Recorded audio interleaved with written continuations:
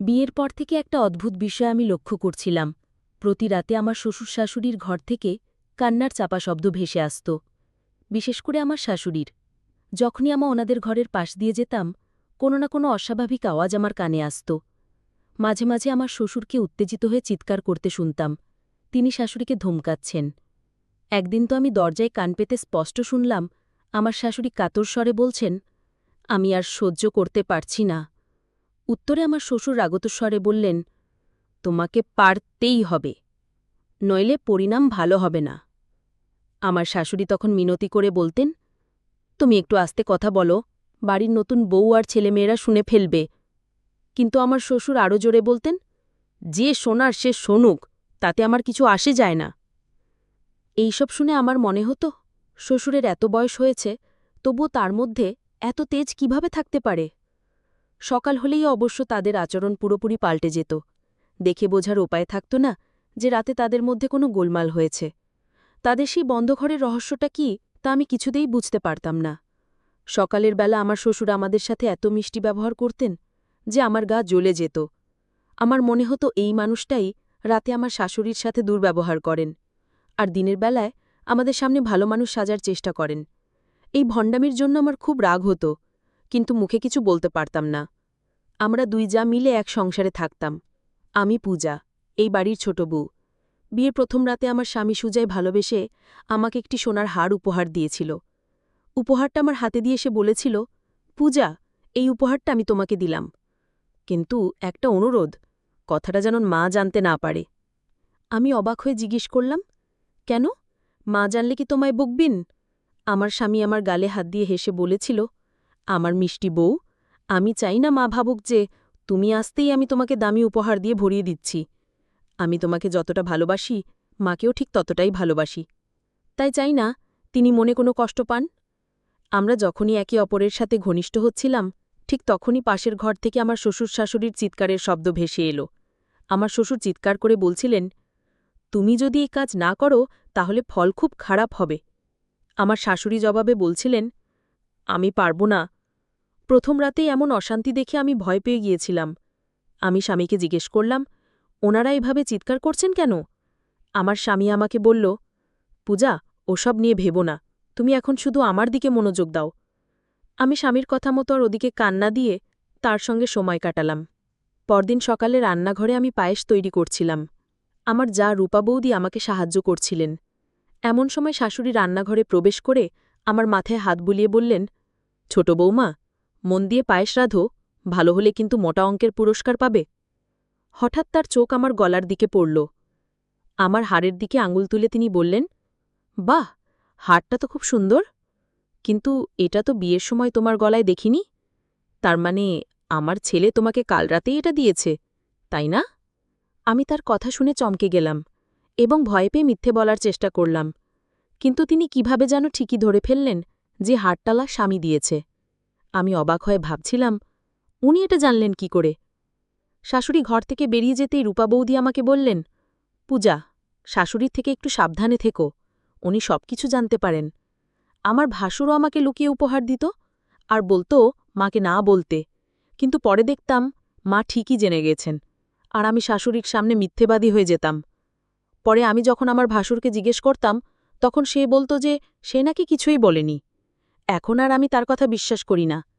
সে যাই উপহার দিক, আমি নিজেই আগে শাশুড়িকে বলে দিই, কারণ আমি অকারণে বকা খেতে চাই না। আমার জায়ের কথা শুনে আমার বিশ্বাস আরও বাড়ল। আমার স্বামী তো আমাকে স্পষ্ট বারণ করেছিল, তাহলে শাশুড়ি জানলেন কি করে? সেদিন দুপুরে খাবার পর আমি সোজাইকে জিজ্ঞেস করলাম, তুমিই তো বারণ করেছিলে, আবার তুমিই মাকে হাড়ের কথাটা বলে দিয়েছ। আজ আমি মায়ের সামনে মিথ্যেবাদী সেজেছি। সুজাই হেসে বলল, মা ভীষণ বিচক্ষণ, তুমি নিশ্চয়ই ওনার সামনে এমনভাবে কথা বলেছ যে উনি ধরে ফেলেছেন। আমি মাকে কিচ্ছু বলিনি। এরপর থেকে যখনই আমরা আর সুজা একান্তে সময় কাটাতাম, তখনই শ্বশুর শাশুড়ির ঘর থেকে চিৎকারের আওয়াজ আসত। আমার শ্বশুর কেন রোজ রাতে শাশুড়ির উপর এভাবে রেগে যেতেন, তা আমার মাথায় আসত না। দেখতে দেখতে আমার বিয়ের ৭ দিন হয়ে গেল। এই সময়ের মধ্যে আমি শাশুড়িকে আমাদের সাথে কোনো খারাপ ব্যবহার করতে দেখিনি, বরং তিনি আমাদের ভালোবাসতেন। তাহলে রাতের বেলায় কি এমন হতো? আমি যখনই আকাশকে এই বিষয়ে জিজ্ঞেস করতাম, সে বলত, দেখো পূজা, বাবা মায়ের ব্যক্তিগত ব্যাপারে আমাদের মাথা ঘামানোর দরকার নেই। তারা নিজেদের সমস্যা নিজেরাই মিটিয়ে নেবেন। এমনকি সুজয় যখন আমার সাথে লুকিয়ে কোথাও ঘুরতে যাবার পরিকল্পনা করত, সেটাও শাশুড়ি ঠিক জেনে যেতেন। আমি সুজয়কে বললে সে প্রতিবারের মতো বলতো যে আমি মাকে কিচ্ছু বলিনি। সে বলতো, আসলে কাল রাতে বন্ধুদের সাথে ফোনে ঘুরতে যাবার পরিকল্পনা করছিলাম, মা হয়তো আড়াল থেকে আমাদের কথা শুনে ফেলেছেন। তুমি এসব নিয়ে ভেবো না, চলো আমরা ঘুরে আসি। সেদিন আমরা যখন সারা দিন ঘুরে বাড়ি ফিরলাম, তখন সুজয় আমাকে বাড়িতে নামিয়ে দিয়ে বলল যে সেই মায়ের জন্য ওষুধ কিনতে যাচ্ছে।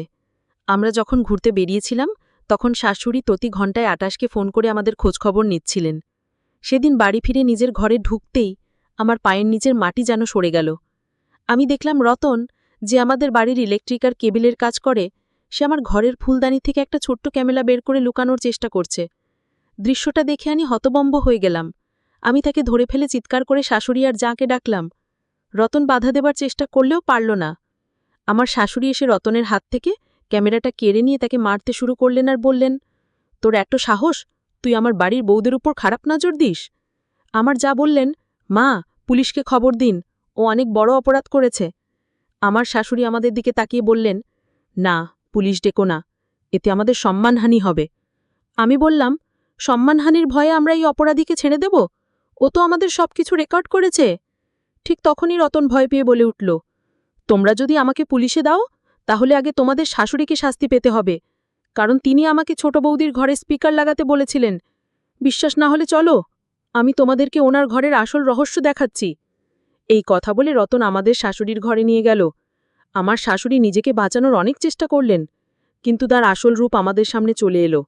রতন সত্যি কথাই বলেছিল, আসল অপরাধী সে নয়, আমার শাশুড়ি। তিনি আমার আর আমার জায়ের ঘরে ছোট ছোট স্পিকার লাগিয়ে রেখেছিলেন, যার সংযোগ তার নিজের ঘরের স্পিকারের সাথে ছিল। এর মাধ্যমে তিনি আমাদের স্বামী স্ত্রীর সমস্ত ব্যক্তিগত কথা শুনতেন। আমার যা তো এতদিন জানতেনই না যে তার ঘরেও এমন একটা স্পিকার লাগানো আছে। বাড়ির সবাই ফিরে আসার পর আমরা যখন শাশুড়িকে এই বিষয়ে জিজ্ঞেস করলাম, তিনি বললেন যে তিনি যা করেছেন ভালোর জন্যই করেছেন, কারণ তার ভয় ছিল বিয়ের পর বউরা ছেলেদেরকে মায়ের কাছ থেকে কেড়ে নেয়। এত কিছুর পরেও তিনি নিজের ভুল স্বীকার করতে রাজি হলেন না। তখন আমার শ্বশুর রেগে গিয়ে শাশুড়ির দিকে এগিয়ে এসে চিৎকার করে বললেন, এই দিনটার জন্যেই আমি তোমাকে প্রত্যেক দিন রাতে বাধা দিতাম, আমি তোমাকে এইসব নোংরামি বন্ধ করতে বলতাম, কিন্তু তুমি আমার কোনো কথাই কানে তোলনি। ছি ছি, তোমার লজ্জা হওয়া উচিত এমন কাজ করার জন্য। তুমি প্রতিদিন রাতে স্পিকার চালিয়ে ছিলে বৌমার কথা শুনতে, আর আমি বাধা দিলেই আমাকে হুমকি দিতে। সেদিন আমার আর কিচ্ছু বুঝতে বাকি রইল না। আমার স্বামী আর ভাসুর যখন বলল যে তারা এই বাড়ি ছেড়ে চলে যাবে, তখন আমার শ্বশুর শাশুড়িকে বললেন, তুমি যেটার ভয় পেতে, আজ তার চেয়েও খারাপ কিছু হতে চলেছে, শুধুমাত্র তোমার জন্য। তোমার এই স্বভাবের জন্যই আমার ছেলেরা বাড়ি ছাড়তে চাইছে। এক্ষুনি নিজের ভুল স্বীকার করো, নইলে তুমি তোমার ছেলেদের চিরদিনের জন্য হারাবে। আমার শাশুড়ি তখন আমাদের দিকে আঙুল তুলে বললেন, সবকিছু এদের দুজনের জন্য হচ্ছে। এরাই আমার ছেলেদেরকে কেড়ে নিয়েছে আর আমার সংসারটা নষ্ট করে দিয়েছে। তিনি তখনও মানতে নারাজ যে তিনি অন্যায় করেছেন। এরপর আমার স্বামী আর ভাসুর আমাদের জামাকাপড় গোছাতে বলল। আমরা যখন সত্যি সত্যি বাড়ি ছেড়ে যাচ্ছিলাম, তখন আমার শ্বশুর শাশুড়িকে বললেন, এখনও সময় আছে, নিজের ভুল মেনে নিয়ে ওদেরকে আটকাও, নইলে আমি ওদের সাথে এই মুহূর্তে বাড়ি ছেড়ে চলে যাব। বাবার মুখে এই কথা শুনে আমার শাশুড়ি শেষ পর্যন্ত ভেঙে পড়লেন। তিনি নিজের ভুল বুঝতে পেরে আমাদের কাছে ক্ষমা চাইলেন আর ছেলেদের জড়িয়ে ধরে বললেন, আমি তোদের খুব ভালোবাসি। আমার মনে সবসময় একটা ভয় কাজ করত যে বউরা আসার পর তোরা আমার থেকে দূরে চলে যাবি। আমার ভাসুর আর স্বামী তখন মাকে কাছে টেনে নিয়ে বোঝাল, মা, ছেলে আর মার সম্পর্ক কেউ কোনোদিন কেড়ে নিতে পারে না। তোমার স্থান আমাদের জীবনে সবসময়েরই একই থাকবে। তুমি অকারণে ভয় পেও না যে আমাদের স্ত্রীরা তোমাকে আমাদের থেকে দূরে সরিয়ে দেবে। আমিও শাশুড়িকে বললাম, মা, আপনি কেন ভাবছেন যে আমরা আপনার ছেলেদেরকে আপনার কাছ থেকে কেড়ে নেব? এটা করলে তো তার ফলটা আমাদেরও ভোগ করতে হবে। সেদিন আমি আসল সত্যিটা জানতে পারলাম। আমার শ্বশুর প্রতিদিন রাতে শাশুড়ির উপর চিৎকার করতেন, কারণ তিনি তার এই নোংরা কাজটা মেনে নিতে পারতেন না। তিনি তাকে অনেকবার বাধা দেবার চেষ্টা করেছিলেন, কিন্তু শাশুড়ি তার কথা শোনেননি। একদিন তো শ্বশুর রাগের মাথায় স্পিকারটা ভেঙেই ফেলেছিলেন, কিন্তু শাশুড়ি আবার রতনকে দিয়ে সব ঠিক করিয়েছিলেন। যাই হোক, এখন আমাদের সংসারে শান্তি ফিরে এসেছে। আমার শাশুড়ি আর আগের মতো নেই। আমরাও তাকে এত ভালোবাসা দিয়েছি যে তার মনে আর কখনো ওই ধরনের ভয় বা চিন্তা আসবে না। আমি প্রথমে শ্বশুরমশাইকে ভুল বুঝলেও এখন জানি যে আমিই ভুল ছিলাম। এখন আমাদের মতে সবকিছু ঠিক আছে।